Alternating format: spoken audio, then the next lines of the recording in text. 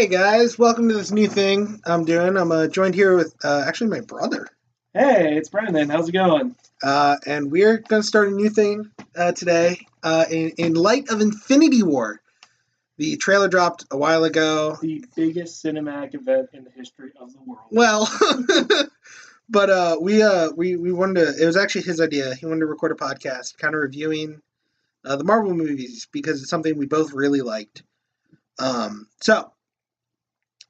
If you want to go over the concept, Brendan. Sure. So we're going to be watching the movies not in the order they came out, but in the chronological order of the timeline. So we're going to be going from the oldest movie in the Marvel Cinematic Universe timeline, moving our way forward, and we're going to be ranking all these movies on the Shield scale. So some of you might be wondering, the patented Shield scale, I should say. Oh, is it patented? It's patent it? Patent pending. Patent pending. All right, the Shield scale. What we're looking at, the scoundrel or the villain of the movie, the hero, the integrity and how the movie holds up, the entertainment value of the movie, the Lee cameo. Yes, the cornerstone, really, of any decent Marvel movie. Maybe the best thing to judge a movie on. And finally, the development of the MCU throughout that. And we're going to be ranking on a 0 through 5 scale. Just trying to rank these in the order of what we think are the best MCU movies. And also get everyone ready for the greatest cinematic experience this world has ever seen, which is Avengers Infinity War. Really harping on that, thinking that's okay. We started off with, chronologically, the first movie would be Captain America, the First Avenger. Directed by Joe Johnson. Joe Johnson, 2011. That sounds like it's not long ago, but as of recording, that's 6 years ago. I know, it really makes you think about things. Oh, So I guess I'll start off. Captain America is by far my favorite Avenger of there. And as a series, it's probably my second favorite behind Guardians of the Galaxy in the MCU. Fair. So I really like Captain America. I know he's not everyone's favorite, but I'll tell you right now, I've been a huge defender of this movie, and rewatching it critically for this, I started seeing the flaws, and I kind of get what people say about it now. Yeah, I mean, I remember when this came out, you were really excited for it, and I was like, Captain America's a boring hero. And then I watched it, and I was actually surprised, because I actually really enjoyed this movie, first time watching it. Second time, I got to peel it apart a little bit, which, yeah, it doesn't hold up as much as we'd like. It has its flaws. It's still a solid movie. It's still worth a watch. But let's start at the beginning. So we kind of start with them finding him in the ice in the Arctic there. Sort of like dig him out. You see the shield ice cube. And then the movie turns into a giant flashback. Yeah, and then you cut back, which I kind of like that. You go to the end and come back to the beginning. Yeah, and I always like when movies do that. So, to do a quick summary, he's a wimpy kid from Brooklyn. Kind of wants to be in the army. Can't be due to him having asthma. Issues, yeah. And then because he's a good guy, because morals play a part in this movie, because he's just a stand-up dude, gets picked for this experiment. The experiment works, turns him into a super soldier who then just goes destroying Hydra things all throughout Europe. Punching Nazis. Punching Nazis. Punching Nazis. Punching Nazis, punching redheads, punching everyone else. They have heads, he's punching them. Yeah. And then, it goes through the whole thing. Montages. Lots of montages we picked up on. 2 solid montages, which is pretty montage heavy for a movie. And then we get to the ending there where we get him frozen in the ice and then finally being woken up in the modern day to kind of tie him back into the Avengers. So. Right, which we learned after watching the end reel that I forgot this was the last movie before Avengers. Yeah, so it's kind of weird watching in this order because you kind of already know things already, which I like. I like that. It's kind of like, unfortunately, they didn't do it as well, but like what Justice League tried to do, we're going to throw you know this stuff already. Yeah. But it was kind of nice watching it because it starts with a Thor reference. Yeah, and absolutely, if they released them in this order, the MCU would not be here probably because it just doesn't if they were oh, there's this Tesseract, it's Odin's a thing, and then you get the comic book heroes being oh, Thor's a thing, and then Thor's going to be involved, and then they drop Howard Stark. Oh, that's Tony's dad. Yeah, but if you don't read the comics or know about the comics or anything, it's well, who the fuck are these people? Why do I care? So I think it's interesting watching this in in chronological order. So let's get started with the Shield, shall we? Okay, so well, we have notes. We took notes. Let's go a little bit through the movie. Okay. And then we'll go in more detail. So we start there. The Red Skull comes in. He gets the Tesseract. Super Hitler, as I put down. Yes. And the guy's like trying to protect it, saying it's like not meant for him. Yeah. Then he gets it. Then he blows the whole town up. Then we cut into Brooklyn to the CGI Chris Evans, which when it came out was like, wow, that's really good because he's a jacked dude and now he's like super skinny. Boy, if he is the only person in a shot, it does not look good. That is one of the CGIs when there's other things happening, it's looking good, but when he's the center of the scene, it does not. His head is too big for that body, is what it is, I think. Yeah, I think that is exactly what the problem is there. Then you kind of go through him getting rejected. He goes to the movies, gets the crap kicked out of him. Trash can shield. A lot of shields. Oh my god, bashing you over the head. At least 4, I think. 4 before he gets to like his shield. No, I think it's It's like a solid because there's a trash can. We go to the taxi cab. Then we have the show one. The show. So I guess we have 4. We have 4 total. 4 total shields, 3 of which aren't his main shield. Yes. So obviously big into the protection. Yeah. Big. I mean, big like, oh, I'm going to protect everyone I can, and we're going to bash you over the head with this like allegory, pretty much. So we go through there and kind of get his backstory. His dad served in World War I. Yeah, died of mustard gas. Yeah. So he's got this like legacy, and he's always got like, I'm going against bullies. You can see he gets crap kicked out of him in the movie theater, and then luckily Bucky comes and saves him. Yeah. And then we go to the Stark Expo, which is when I first started noticing some of the errors in the movie. Here's where the timeline gets a little fuzzy. So we don't know exactly, but we're going to say this movie takes place roughly 1941. Yeah, like after World War II started. Like World War II is happening. World War II is happening. The only time card we get is when he's in Italy in 1943. So we're going backwards, 1941, maybe 1942-ish. Right. And Stark has almost perfected flying cars, yet it's up in the air. Like the car it doesn't fly around, but it gets off of the ground. So he has this floating car. Right. And in the 70 years since, we still are driving on the ground. Which, let's be real, floating car is like 90% of flying car. You just got to push it. You just got to stabilize it at this point. Yeah. And like nothing ever comes of that. And that's just like one of those things like, like the MCU has all this technology and stuff, yet we still are driving cars on the ground. Absolutely. It's so, because I mean, like, you get to, and to go forward, we're not there yet, obviously, but you get to Iron Man, who builds this flying fucking suit. And like, out of nothing. And then like you get to, I have a flying car. Screw that technology though. Yeah, we're just gonna put that in the back. Like this technology that could better the world. Yeah.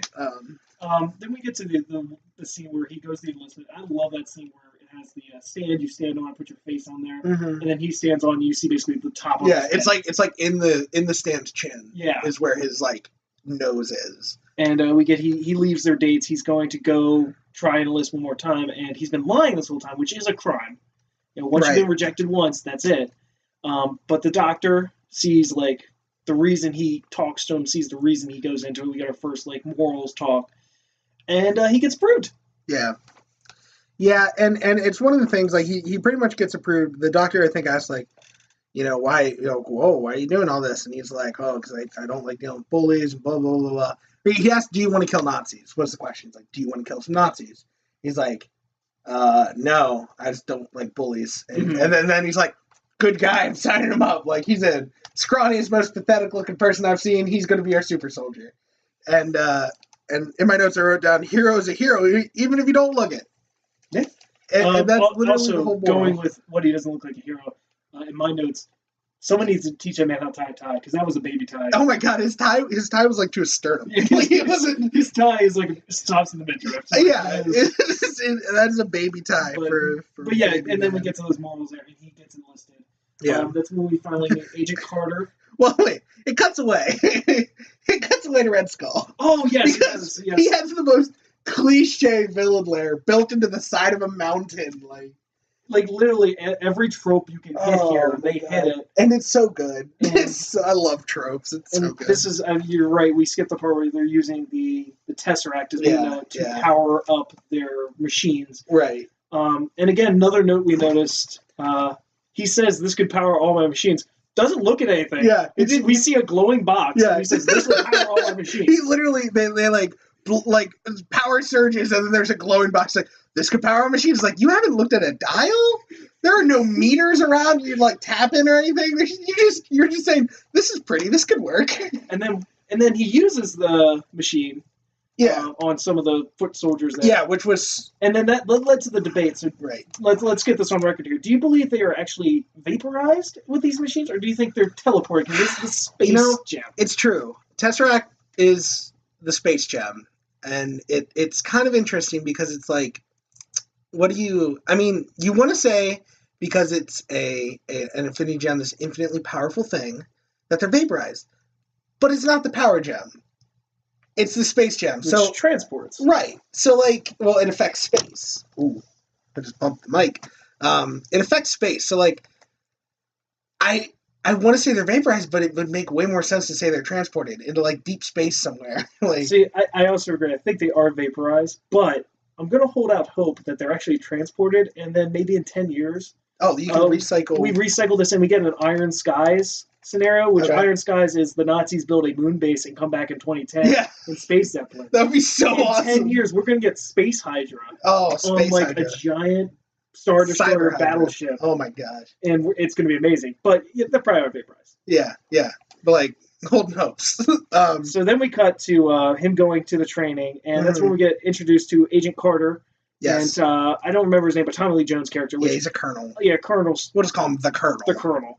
And let me just say, Tommy Lee Jones did a very good job. Very underrated for this movie. I think Tommy Lee Jones in general is like, when he's in a movie, he's very underrated in what he does. Because I think with, like, in Lincoln, like, you go in there and you're thinking Daniel Day-Lewis is Lincoln, this could be great. And then you see, like, Tommy Lee Jones in there. He does a good job. He's a great, supplemental character, supporting character. He is. I think he plays a good straight man.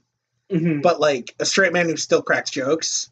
Yeah, because I think he has the best lines in this movie. He has some really underrated lines I totally forgot about. Yeah, and like when you watch it, you're like, oh yeah, he gave that line and he hit it perfectly. Yeah, because he does, like, you're on, like, I mean, and this isn't a comedy, but they hit some comedic beats. Like all Marvel movies. Yeah. It's a little more lighthearted than it could have been, especially dealing with World War II. Yeah, they could have gone real dark, and I'm happy they didn't, because at the end of the day, these are comic book movies. So.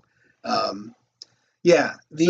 So we go through the training there, and it stands out. You know, he's the weakest. He can't do all this stuff, but he's got the most courage. He's smart. He's smart. He can think outside the box, which is demonstrated by what I wrote down as Mulan flag, because there's this point where they're running for training, and their drill sergeant stops them and says, like, oh, if you can get this flag, you can ride in the Jeep back. And then, like, you know, you got people trying to climb it. And I was just commenting the whole time, like, oh, yeah, this will be great in a cartoon movie when he used, you know, for a Chinese army and an arrow.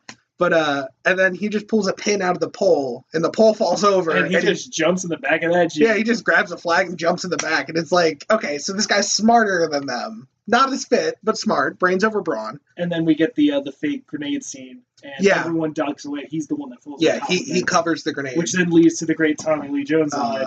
He's still skinny. Yeah, saying, like, oh, this guy's way better than him, and the other guy's a big bully. And he's like, oh, yeah. So he throws a fake grenade, covers it, and Tommy Lee Jones, just in a moment of defeat, just says, you know, he's still skinny. Which is great. Super awesome line. Then we get into the bunker talk there right before the night. Yeah. And that was basically the Spider-Man speech again. Great power comes great responsibility. Pretty much. Almost to a T. Just said differently. But, I mean, you know, you're building that character up. He's obviously, people call him the goody two-shoes. The lawful good. The lawful, as I would say, playing lots of D&D, the lawful good paladin who says, no, you can't steal that. That's against the law. Stick in the mud. But is also a necessary character, especially for a superhero. I mean, you know, without that moral compass, what do you do? You know, you gotta have that guy who's like, no, putting my foot down. This is what's right. This is what's wrong. And we see that way more in Captain America too. Yeah, I think, like, this is a good introduction, and again, we get the benefit of knowing what comes after. Right, exactly. And that's why, like, I think this movie's going to score lower for me, but I know coming up, this character gets developed. It makes ripples. Yeah. You know, it's the stone in the lake that sets the ripples to make Captain America a great character later. Mm-hmm. And I think that's what's important, is that you got to realize that, you know, I think people get tired of origin stories. And And I think it's important to know that like origin stories are great, but you also have to have that franchise afterwards because the origin story is what starts the story. You can't just do an origin story and plan out from there. You need to have your 3 movie plan at least before you jump in. Which I think is the issue. Like when you look at like the Amazing Spider-Man, that was like we're going to make a good origin movie. Now we're going to try and build on top of like all this other stuff on top. And like, collapse on itself. So I think and this is the good thing. What the MCU does, they are thinking 4 or 5 movies ahead. Yeah, they're not thinking what's our next movie. They're thinking, very true. I have my next 5 movies planned out. Here's how everything's going to connect. Mm-hmm. We get to the transformation scene. I think it's pretty cool. You get the full Captain America. Then we find out that apparently the Kingsmen are involved in this because the lighter is the key to everything, blowing everything up, doing all this, calling his boat. German Kingsmen. German Kingsmen. What would they be called? I don't know. The Das Bootmen or something? We're going to call them Das Bootmen. The Das Bootmen here. I forget what king is in German. And they assassinate the... They assassinate the doctor who came up with the super serum, which is honestly, even in the comics, was a big, like we're trying to find out this Captain America super serum again, and it caused all these issues. Yeah, and that's and it's nice because that's going to tie into the Hulk, which again, the Hulk came out before this, but it ties in, like, that's the whole point they're trying to do. Which, the Hulk is weird, because there's so many Hulk movies, and only one of them fits into the MCU, and it's, We'll get to that. Yeah, Hulk's, Yeah, but then we get there. He steals the super serum he's going through. We find out that Agent Carter is actually a very good shot. She kills them. Yeah, like a ridiculously stupid good shot. Car driving away from her probably like, 40 miles an hour? Probably getting close to 35, 40. Yeah, and like just, like, how many yards away? Well, at that point, it had to be at least, you got a moving object at least 75 yards. And just taken. One shot through the windshield, shoots the driver in the back of the head. Yeah, like it was perfectly aimed. Then we get the whole scene of Captain America actually finding out his powers. And I kind of like that. Sometimes it gets a little tropey when I don't know if it was him. I think it was him discovering the scope of his powers. Yeah, well, yeah. Like he knew he was strong and smart and everything and fast, but I think it was like him figuring out how strong am I, how fast am I, which I think is cool because in his scenario, it's not like Peter Parker where he woke up and had powers one day. It's okay. I signed up for this. I'm getting superpowers essentially. I'm becoming a super soldier. I just don't know how much of a super soldier I'm going to be. It almost kind of reminded me of like a deer that's just been born and learning. Yeah, exactly. He's like flying through windows because he's trying to make turns, and I think that huge jumps. I think it's really cool that they got that action sequence of him chasing down the spy, and he flew through a bridal shop window, and it's like, yeah, that's awesome because he doesn't know what he can do. So he's like not used to having this big, strong body, and he's like, it's honestly performed really well by him too, because there is that he's like slips, he's like, oh wait, and then like whoosh right through a window and right back out, without shoes and not cutting his feet on glass. There's a couple of scenes where people super skin glass. Apparently, glass doesn't hurt people in the MCU in general. No, just in general. Glass just turns to tiny marbles. We'll get to that later. I didn't realize what part you're talking about. He catches up to the spy. That's when we get our second shield, the taxi car. With the star on it. It says Lucky Star. It is a star on it, you're right. Again, symbolism. Yeah. Take it. Just right in your face. He gets there, the spy takes a kid, puts the gun to his head, he comes out, the gun's empty, he points at Captain Rogers, gun's empty. Yeah. Then we get this super boat, which again, another error for me. No, that boat is not crossing the Atlantic Ocean. It's not getting from New York back to Germany. Yeah, so, which begs the question, like, there's another ship out there. Yeah. Is no one concerned about this? That boat was stopping off somewhere. And someone probably should have said, wait a minute.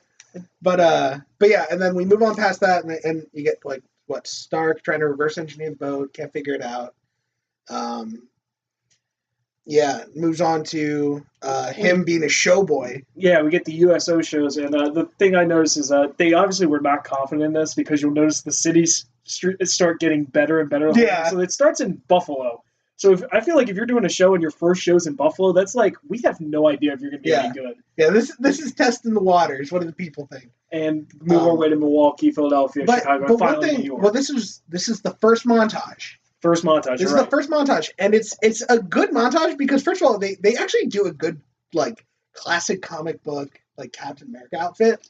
I love the music too. I think the music's really good. It's so perfect because it's just like showgirls singing and stuff, and I really want to highlight this. I take funny notes with this kind of stuff, and I really want to highlight. I wrote down meme Hitler. Because they do, so part of the show is there's a Hitler hiding behind the showgirls, and he has a fake gun, and then he comes up trying to shoot Captain America, and Captain knocks him out. Like, obviously it's a stage show, so whatever. But, like, this dude looks so... People, this is a meme goldmine. This People need to go back and watch this. This Hitler behind the showgirls, there's so much potential in this, I'm telling you. You heard it here first. Diversify your portfolios. It's there. There's a meme bank right there. Yeah, absolutely. This movie's full of them. It's really good. But then we cut straight away to the shows have been a success everywhere in the United States. And for some dumb reason, and whoever the publicist is should have got fired. Absolutely. They said, we're going to have Captain America, this fake soldier, go try and perform in front of real soldiers in Italy. Yeah. Which I guess, in hindsight, it's just a plot point to get him in Europe. Absolutely. But, like, if you're thinking real life, that's the dumbest thing someone could do. No, these soldiers don't care. I feel like the way this worked in the writer's room was, hey, this great idea. He does shows because he's his mascot. How do we get him to the Nazis, though? And that's exactly it. And that's when we find out it's 1943. We're in the middle of the war. Yeah. And we find out that his best friend, Bucky, has been captured and 30 miles behind enemy lines. Exactly. They think he's dead. No one's going to go look for him. So he puts it upon himself to saying, okay, I'm going to go get him. So Marvel won't show someone that they're mooning? Oh, right, at the show. But later some human smoothie happens. And, like, I'm just wondering, Marvel, why don't you have the balls? Just show a guy's butt. Just show a guy's butt. I mean, Space Jam showed the butt. Space Jam is edgier than Marvel. It goes back to the American culture that gore and violence, A-okay, but oh my goodness, one butt crack can ruin a movie. One butt crack, and that is a hard R. That's going to corrupt the youth of America. Which just shows me Deadpool didn't have enough butts in it. Okay, but yeah, and then we get to the they get Howard Stark, who's the main weapons contractor for the army, and apparently the best civilian pilot in the world. Right. With his super reflective, like, episode 1 from Star Wars ship his chrome-plated plane. Yeah. And then there's Stark. It's Agent. It's just Stark, Carter, and Rogers in the plane. And a really funny moment happens where he's like, "Want to stop for fondue?" And Steve Rogers, Captain America, has no idea what fondue is, so he thinks that's a euphemism for some adult time, which is obviously a great time to then jump out of a plane and go risk your life. Right, jumps out of the plane, saves the guy, bowler hat guy. Well, Can we get into bowler?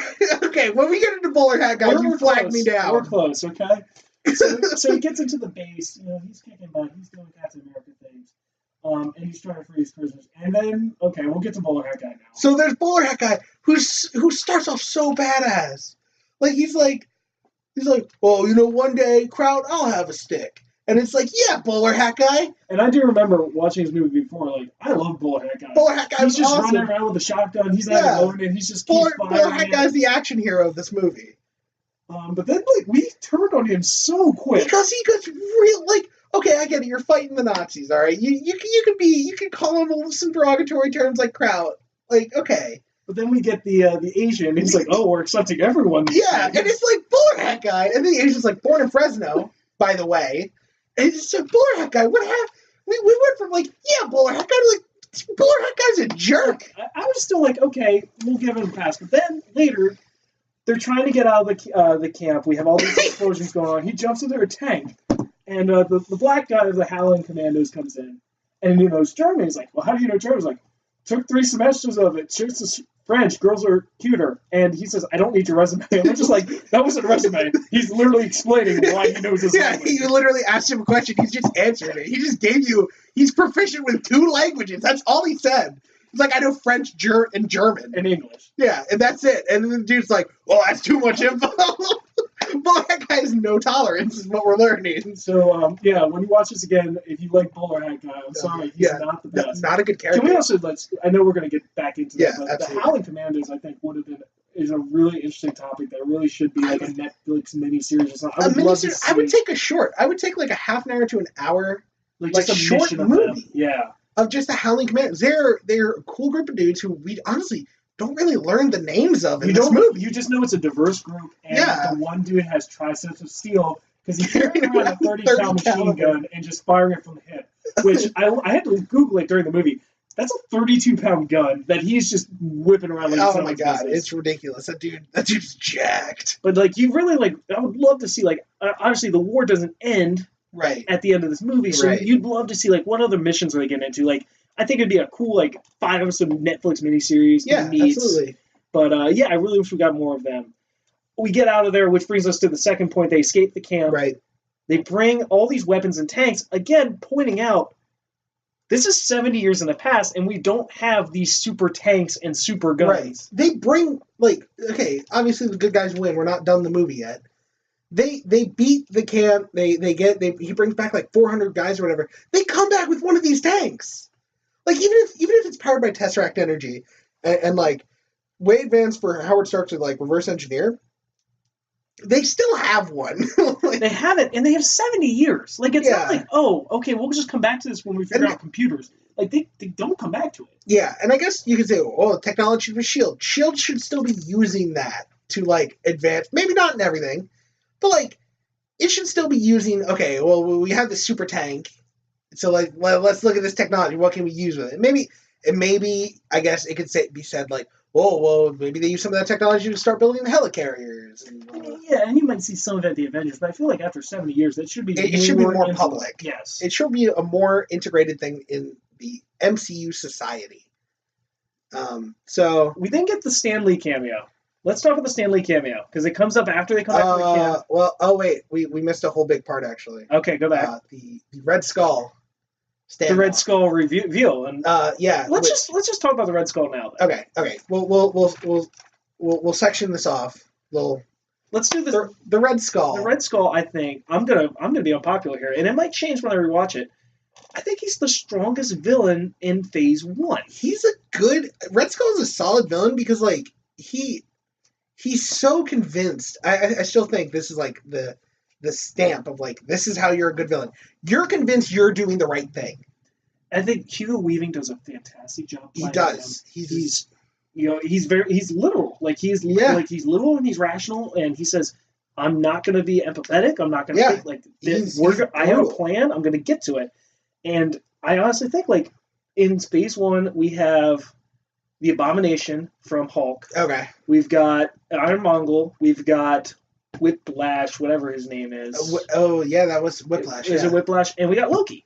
Right. And I'm going to go out there, and I think the Red Skull is better than all of those villains. The Red Skull is a scary villain because it's like you said, he's brutal. He doesn't, like, there's literally a point, there's people from the German army there kind of like saying, okay, what are you up to? Like, Hitler wants to know, and check it out, and he's looking at the map, like, where he wants to conquer, and then the one guy finds out, he's like, oh, hey, wait, Berlin's on this map. This might be further in the movie, I don't know. Or it might be before, whatever. And he's like, wait, Berlin's on this map. Like, you're going to get, like, tanked for this, And he just shoots them. He just vaporizes people on his side. Like, he's a Darth Vader, like, Episode 5 Darth Vader villain, where he's like, I'm just choking my own guys because you're annoying me at this point. I think we'll talk about this further into the series. Yeah. I think Captain America in general has some of the better villains, just because in a lot of the Marvel movies, it's big baddie fights superhero and knock them out. And there's always a little bit more to the Captain America one, because it's really, at the end of the day, it's a peak human, a superhuman against someone else like a human. It's not these super, super crazy strong it's people. not Thor against Loki, these two gods, essentially. It's you don't have Iron Man, Ironmonger, these people in suits. And basically battleships. Yeah, you have a dude who's just above. Like, superhuman, I think, is another tier. It's like you're saying, peak human. Like this is, like, the maximum the human body can stand without any, like, supernatural real, like, involvement. And then against another dude who's essentially a peak human. And it's really interesting because it's honestly a moral conflict of, you get this dude who cares and wants to protect everyone against a dude who literally just will kill anyone to get what he wants done. And it's totally a good. That's like the best part of the movie, I think, is you get this cool dichotomy of this is the good versus evil. This is, Captain America is totally on the good side of the spectrum, and Red Skull's totally on the opposite side, and they're just half of that. And I think it's also good. Again, we have the benefit of seeing all of future. Yeah. But I think it's a benefit too, because you start Captain America like, this is good, this is bad, but then when you get to 2 and 3, that line's gone. It gets hazy. That line's, I think in 2 it starts going away, and 3 it's gone. You don't know who's right, who's wrong. And when we get to 3, I will go on how I think the comics did it better. But, So let's talk about the Lee cameo now. Okay. Stan Lee cameo. Captain America is supposed to get a medal or something. Yeah. And it's a pretty weak Stan Lee cameo in my opinion. He's just sitting there saying, I thought he'd be taller. Yeah. He didn't come out. And it's like Stan Lee has some really funny cameos. And then there's some that felt like, I guess we got to put a Stan Lee cameo. Let's shove one in here. Yeah. And this was one of those. I think it was just like, he doesn't really fit in here. Okay, we'll put him as this. Like you could have, I think a better Stan Lee cameo would have almost been way earlier in the movie or something when he's trying to enlist again. I think that would have been funny. That would have been good. The one that came to mind is if he was behind stage at the USO shows, one of the stage managers. That would have been really good. And ordering Captain America around or something like that. That would have been funny too. Yeah. I thought this was kind of a weak one. Well, I mean, and we're not screenwriters or anything, but this is just our opinion of this wasn't a great cameo. Here's other ideas that might have been funnier. Yeah, and it is what it is, honestly. Neither of us have written a movie or done exactly. Like that. So we're clearly just, it's just our opinion. We're like, hey, these guys are writing movies. What do we know? We're just a couple guys talking about it on the internet. So Stan Lee cameo. Let's get into this. The Force relationship. There is a point that is totally unnecessary. So I'm going to go just back a little bit. Okay.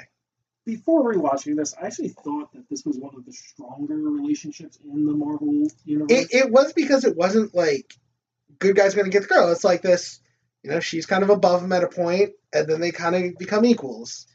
Yeah, and then we get the Force thing with I don't know the person in the movie's name, but it's Natalie Dormer from Game of Thrones name now. Yeah. Which, again, I had to look that up. I didn't realize that at first. I saw it, I didn't, watching it the first time I didn't realize, I never connected that's Natalie Dormer, but watching it again after knowing who she is, yeah, I was like, that's Natalie Dormer, which is super funny. But yeah, it's so unnecessary for it to be in there. Yeah, it's just so forced, and you're trying to create drama that shouldn't really be there. She makes out with him, and just as Agent Carter happens to walk around the corner.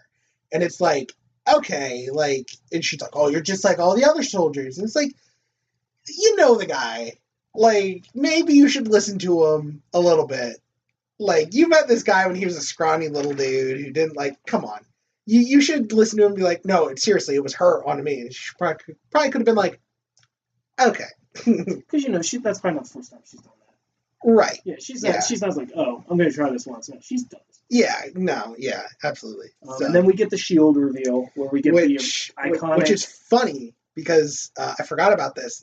Howard Stark's going over all these other shield designs with buttons and knobs. It's oh yeah, if you do this will happen. And then he just pulls out the disc of metal. and we get the reveal that it's made of vibranium, third the weight of steel, but twice as strong or whatever. And it's the only amount they have in the world, which naturally means we're gonna make it into a shield.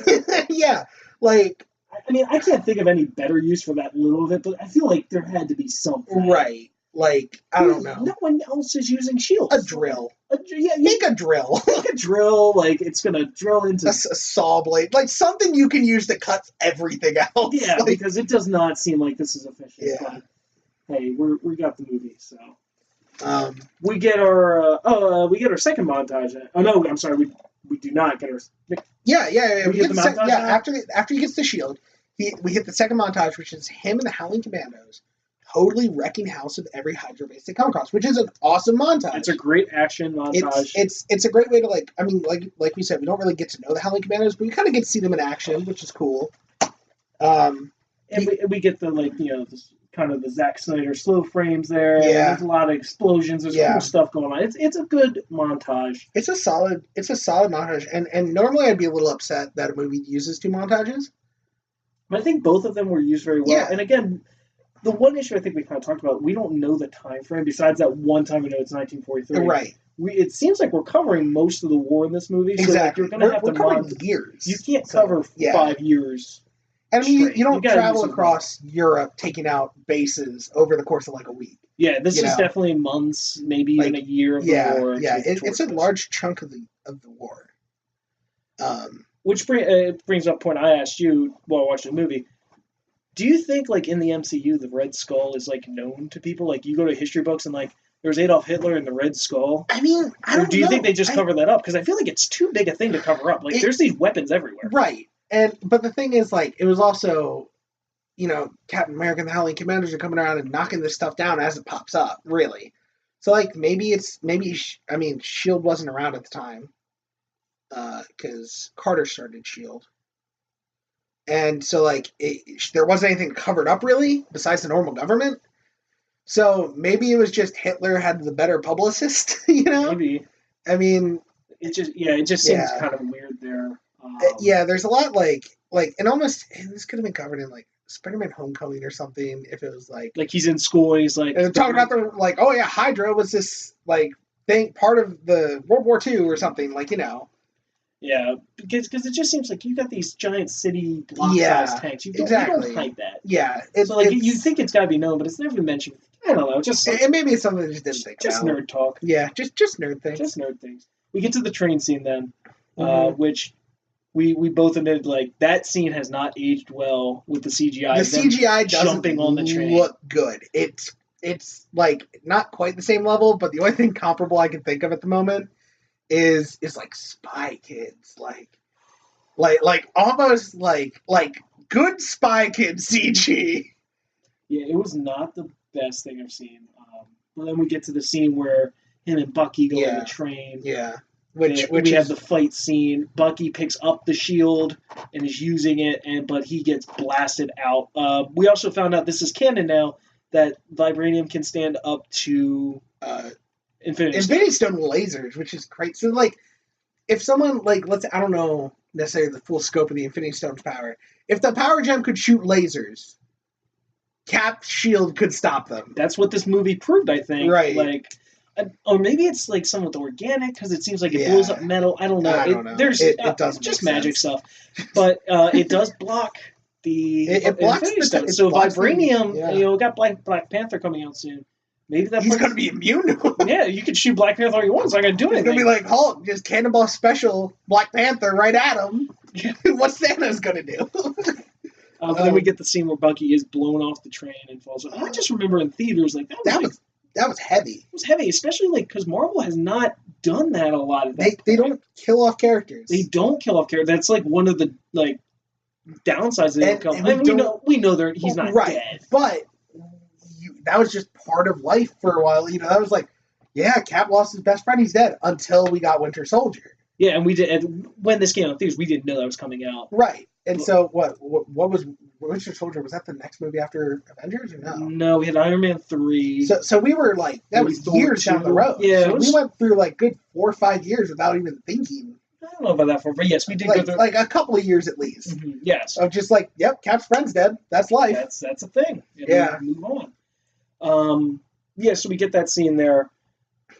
We get Zola captured, and they kind of leak the final plans, which is that the Red Skull is going he's going to blow up everything, and he's going to create the New World Order. So obviously we get the final fight scene here. Cap comes charging in on his bike, which has all these crazy attachments. Yeah, not zip lines, but like lines that go out and attach to trees to tripwire other people. Which the first 3 people get through fine, but it's the last 2 people who obviously see everyone ducking and decide, we're not going to duck now. They're stupid. It has like a flamethrower back thing that totally destroys the bike. For about 2 seconds, what I thought was my favorite thing was that he could click the shield to the front and give him like a protective, like, vibranium windshield. But then he has tank busters, which we totally forgot about. And then immediately launches tank busters right in tank, blows it to smithereens. I'm like, Psych, favorite thing about Mike is that now. He goes in there, he starts fighting, but he's caught in the triangle of fire. Two Hydra guys with wrist-mounted flamethrowers catch him in like a diamond of fire, and don't try to burn him, just capture him. And then, there's this really cool confrontation with the Red Skull, where he's kind of like, it's like Cap's captured, and the Red Skull's talking smack, and that's when then the Howling Commandos crash in, and we get the final fight scene. Yeah, which is really cool. We get Tommy Lee Jones and Agent Carter both on the front lines for some reason. They haven't been on front lines at all yet, but now I guess final battle, you have to put your colonel on the front lines. Put this old 60-year-old colonel, give him a shotgun, and lead troops. So won't accept an asthmatic, but put the old man on the front lines. And we get these cool scenes of him just going through the base. We get the shield both sides of the door. I mean, I feel like we're saying a lot of like goofy negative things here, but I think we like the movie. There's great scenes. Oh, dude, there's awesome when you go into a superhero movie, you kind of expect like an action movie. And Marvel's done good with diversifying how they do their action movies. But this is definitely like in that final battle. It's like he's taking out Nazis and he's throwing his shield to stop a door and like shotgunning people. It's really awesome. So he's going through there. We finally get to the hangar where this huge fight's going on. He just trucks through and he's trying to catch the plane that Red Skull's flying out with the bombs, and he realizes he's not going to catch it. And then suddenly, out of nowhere, Tommy Lee Jones saves the day. Which you ruined a really dramatic moment. That's later. That's later. Was it? Yeah, that's later. That's right after the plane crash. Okay. But we'll talk about that. He gets in there with Agent Carter. They take the car. It doesn't look like they're going to catch it, but then suddenly he finds the red button. He remembers his Men in Black training. Hit the red button. They go super fast. Then we get the final... Another underrated Tommy Lee Jones line. We get the kiss between Carter and Cap. And then we just pan over to Tommy Lee Jones saying, well, I'm not going to kiss you either. Yeah. I'm not going to kiss you. And then we get him on the plane. He goes in there and he sees pretty much just kicks Nazi butt. Kicks Nazi butt. He sees that the bombs are labeled for the cities. One's New York, so obviously that triggers everything. Right.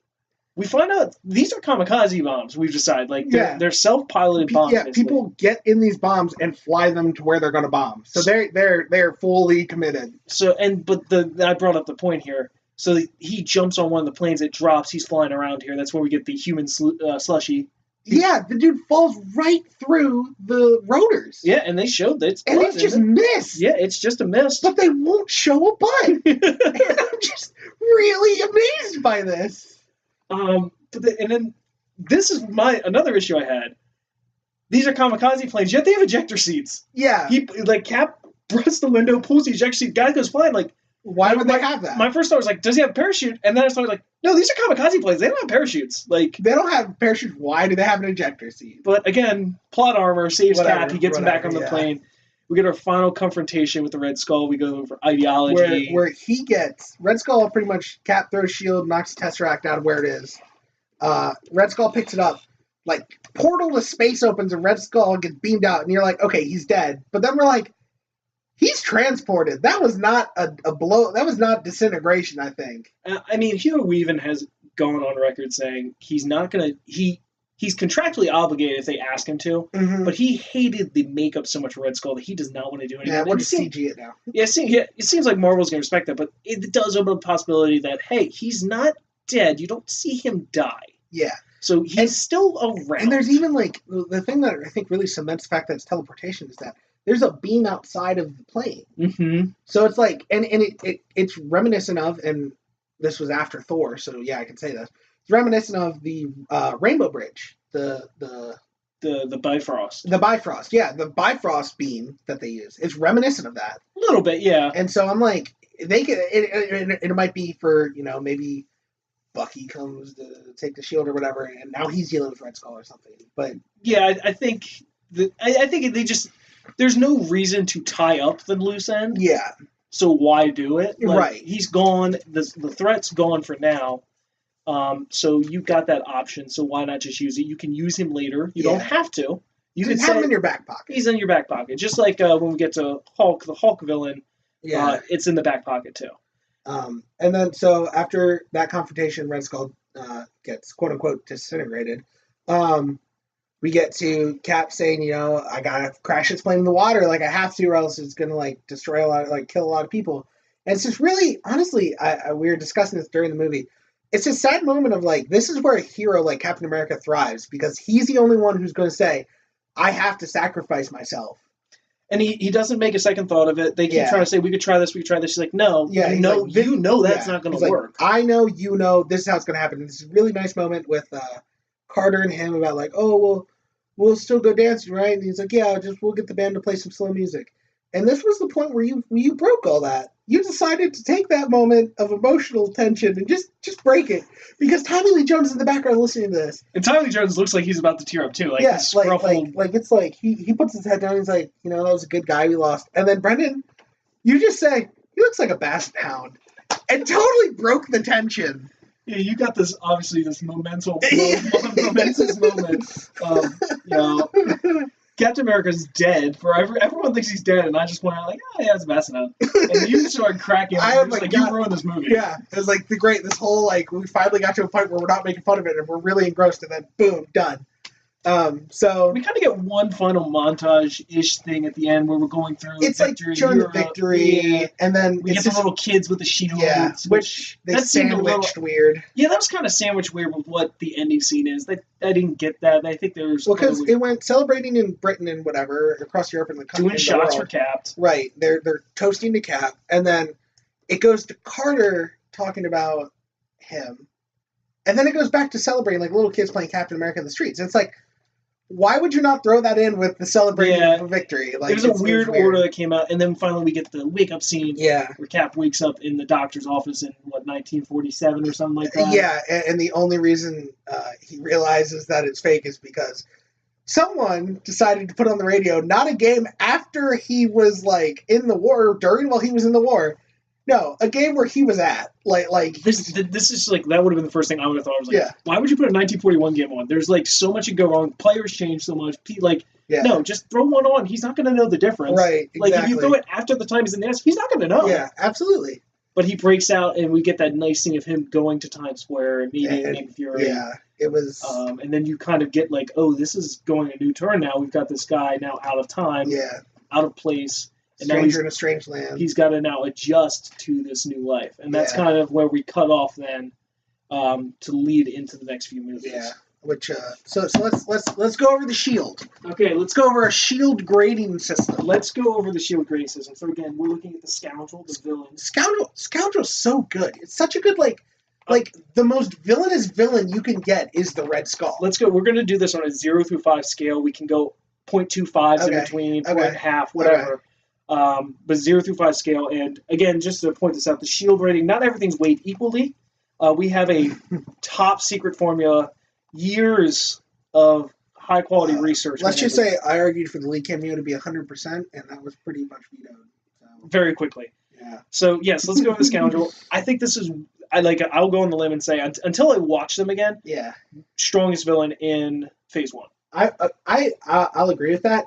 Though I'm not gonna go for the 5 yet, just because I don't want to cement that. Oh, I don't want to go for 5 though, but I'm leaning like a solid 4. I think 4.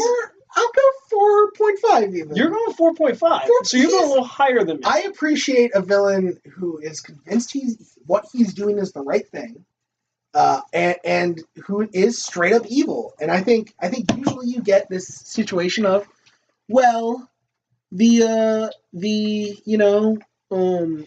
right, but this is the right thing, and I'm not so dead set on it, but I think I'm right. But this guy's like, I'm right, you're wrong. If you think I'm wrong, I'm killing you. And that is like a good villain in my book. All right, so I'm going 4 there, you're going 4.5. Let's go for the hero. How was Captain America in the movie? I think, and again, it's hard. If I was doing this my first time, I'd be like, oh, here's 5. It was amazing. Right. But because I know what's going on, I think the framework is set. It's a solid foundation we have here, but I don't think it's like anything crazy. I'm leaning 3 out of 5 on this.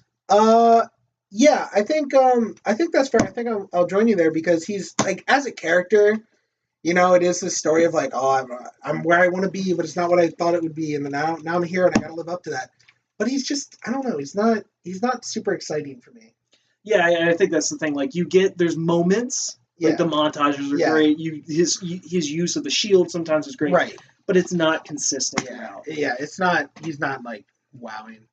The integrity. So how does this movie kind of hold up? And I think I'm giving that a 2. It does not hold up great. I mean, it's not. It's better. It's watchable. You're right. It is watchable. It's not 2004 Fantastic Four. I think another podcast I listen to, they're very famous for saying it's a hangover movie, and I think it's one of those like you wake up day, you don't want to really do anything. Yeah, that's you can throw that on. You're gonna enjoy it. You're gonna have a good time. I'm gonna go a little high. I'm gonna go 2.5. Okay. I think it's right in the middle. Yeah. Like it holds up. Is it something? I mean, I was a lot more critical watching it this time. Is it something I'm going to go back and like say I need to watch this every 2 months? Right. No, there are movies in the MCU that's like I could throw that on anytime, and we'll get to those as we go on. But there's movies I'll throw them on anytime and watch them. This one, like if it's on FX and I'm not doing anything, I'll watch it. But I'm not going to go out of my way, so I'm going to give it a 2.5. I'll give it a solid 2. The entertainment. So how much do we actually enjoy watching this movie? I had a great time. I think it is a good movie. Yeah. There's great scenes. There's a little bit of comedy. There's some points, like, again, I think it drags a little bit. Here and there. So I'll give it a 3. I think that's exactly what I was leaning for. Like a 3. Like it's a little bit above average. I had a good time. But again, I think the thing we're going to figure out as we go through the scale, because this is our first one, I think integrity and entertainment are going to be very closely tied together. Absolutely. So I think I had a good time watching it. But again, is it something going to go out of my way? That's why the integrity is a little lower, but I think the entertainment is a 3. Let's get to my favorite one. The lead cameo. I'll let you take the lead on this one. 1. I'm giving this a 1. I don't even think it deserves a 2. I honestly, I thought you were going to go higher. I was going to say 1 too. I'm sorry. I've seen the scope of the lead cameo. I love the lead. I look forward to lead cameos in the movies. This was a 1, man, and it sucks because I really wanted to start with a strong lead cameo. Yeah, I know. I'm gonna give it 1. I know it's not in the MCU, but I think the lowest lead cameo I can think of is the Spider-Man 3, where he says, I guess everyone can make a difference, or something like that. Oh yeah. That would be like a 0.5 to me. Like I was leaning 0.5. I was like, it's not that bad because I think, like you said, like I chuckled. I was like, I snorted. I was like. Like, it was that. It's just like you maybe do that, like, hard nose breathe. Yeah. No, not even a full, like, noise. Just the air rushing out of your nostrils is all that's worth. So we'll give the Leo 1, both of us here. And then the development. How does this connect to the MCU? I think there's a lot of good connections here. You've got the Thor connection at the beginning. You've got the Stark connection there. Yeah. You kind of tie it in then with Nick Fury at the end and him being kind of the last piece. I think it's a very you get an Infinity Stone in here. Yeah. This was the first Infinity. No, was this the first Infinity Stone? This might have been the first Infinity Stone. I'd have to. Again, we're going to rewatch Thor in a couple of weeks. I think this was. But this might be the first Infinity Stone. So you've got that tied in, which again is leading to off literally the greatest cinematic event in the history of the world, Infinity War. Sticking to that, huh? I think. Personally, I think for development it's great for all the reasons you listed, but it also it's sets off it's the stone in the pond that ripples for Captain America because, like you were saying, in later movies it gets his morality the morality spectrum in general gets more hazy. Yeah, and this was the start of like I know what's right and wrong. And I said this while we were watching the movie. This is a good movie because you got Captain America's right, Red Skull's wrong. Mm-hmm. You've got the two ends, and as we go to 2 and 3 in this series. The lines get blurred and meshed, and you don't really know, which I think this is why that's good. So I think I'm going to go... I think for development, I think it's solid. I'll say 3.5. I was like, okay, I'm going to go 3.75. I'm going to go a little quarter above because I think it does have all those connections in there. We get that development of the cinematic universe. We get some of those groundwork laid. This is also kind of unique. Although it's the first one we're watching, this is the last Phase 1 movie before Avengers, so you kind of had to get everything in there. Yeah. So I'm going to go 3.75 on that. So, all right. Connor, I got some good news and I got some bad news. Okay. Currently, Captain America: The First Avenger is our best movie. What? Currently on our ratings, it is the best movie. Unfortunately, Captain America: The First Avenger is now our worst movie. That's more like it. That's I want negativity. So hitting both marks though, Cap. You really aim for the whole 9 yards. Yeah, you said the perfect man. Yeah, because there's a point you pointed out. He's drawing a notebook. He's like, oh, great, and he's artistic. He's smart. He's hot. He's artistic. Oh yeah, good. Great, yeah, wonderful. Perfect, sensitive, like, perfect man. So next time we're going to be going into Iron Man, which I know everyone big fan of Iron Man, and I'm going to be interested to see this because I was always the person that said no, Captain America is better than Iron Man. But after watching and seeing the flaws, I'm really excited, and plus you get the different spectrum of going from a Steve Rogers to a Tony Stark. You mean lawful good to chaotic good? Yeah, whatever, you nerd. D&D alignment examples at their fine. I'll say neutral good. He obeys the law sometimes. But I'm excited to do that to see how they compare. We also got a big year gap between those, so about 3 years. Yeah, and Iron Man was the first. Iron Man's the was what kicked it off. Is it? It was the first popular one. Okay. Hulk was technically the first MCU one, but Iron Man was definitely the first popular one. Yes, you're like Iron Man's the one that like got the ball rolling. Yeah. I'm not sure if it was the first one because I know Hulk and Iron Man came out the same year. Right. So we'll have to look in that. Tentatively. But yeah, I really excited for that one. I like Iron Man a lot. Well, thank you for joining us for the inaugural episode of the Super Marvel Brothers. Super Marvel Bros, man. I came up with that name all by myself. Yeah, he was up all night. He's exhausted, let me tell you. Oh, he's so tired. So tired. So many tears. I'd like to thank the Couch Gnomes for letting us put this on the channel and including me in this and letting me be a nerd for an hour a week or 3 hours when you count the movie. Yeah, anyway. It was a cool thing. I brought it up to the guys, and they were like, you know what? We want to do more podcast stuff, and we're trying to work out our own podcast, but this was a good way to kind of do it. And Brendon, my big bro, is a big fan of these movies and stuff, and so am I. So I thought this was a good chance for us to get something on here. So until next week when we're doing Iron Man. Iron Man. I'm so excited. Oh boy. Well, all right. Thanks for joining us, guys. Check out all the stuff on the channel. And look forward to next week's Iron Man. See ya. Bye.